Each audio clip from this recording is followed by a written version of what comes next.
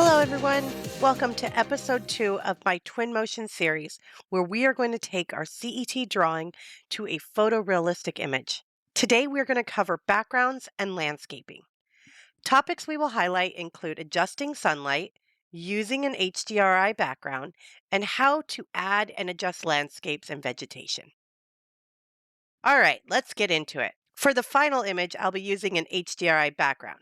But in twin motion, changing the sunlight is really very easy, and it can completely change the mood of the image you're trying to create.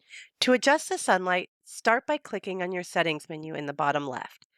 Then navigate to location. There are a lot of very different settings here, like being able to place your exact geolocation. Let's just start with our north offset. By moving the slider up and down, we can rotate the sun around our environment. And you can change the month and it'll adjust it a little bit more, but I typically move on to the time of day. This is where we can change the mood dramatically, from the middle of the afternoon to a super sexy sunset or even a really cool night shot with stars and moonlight. In this location menu, you can also select from a handful of pre-made backgrounds. If I'm doing a quick and fast rendering, these are nice in a pinch, but they're pretty low quality and also way off in the distance. For now, let's select none and move on to our HDRI backgrounds. I like to zoom into my image and place backgrounds in the position I'm going to be viewing. Over on the left-hand side, let's open our library menu and select HDRI backgrounds. Today we're going to choose the outdoor category. Here you'll find a nice selection of backgrounds. If you don't see anything you like, you can always search the HDRI in the search bar at the top, and you can download others that might tickle your fancy. Today we're going to pick this nice little shady patch background. To apply, all you need to do is drag and drop into your drawing space.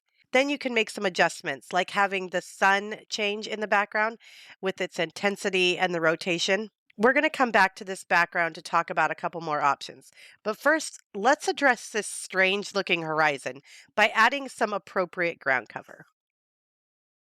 In your library, start by selecting materials, then select ground. In here, you can choose from the man-made or nature. Let's choose nature. Just like the background, select the material and drag it into your ground area to apply. Next, we're going to do an overall scatter of different types of vegetation to give it a more natural look. And later, we'll come back and refine it. On the context menu down below, let's select the vegetation scatter. Searching in our library, we're going to grab some trees and bushes and other flora to our space. Building a shopping list of sorts, you can drag various trees, shrubs, and items into your scatter menu. Then select the items you want to paint into your landscape, select the Scatter Add Paint bucket, and click on your ground area. Taking a small step back, I want to touch on some of the cool vegetation features within Twinmotion. Every tree, flower, and bush you place into your drawing has some crazy options that can be applied, like age of the tree, what season it is, just by adjusting the sliders or selecting the season. So moving back into our space, I like to get back to that image angle to see if there are any additional trees or bushes that need to be placed, giving that natural illusion to our environment.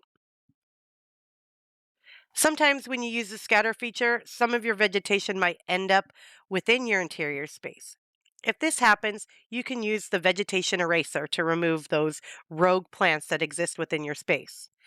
Make sure before you use it, you select which vegetation you want to remove, and then use the eraser dome to swipe around your environment. Circling back now to our HDRI background, I wanted to point out some additional features and options available.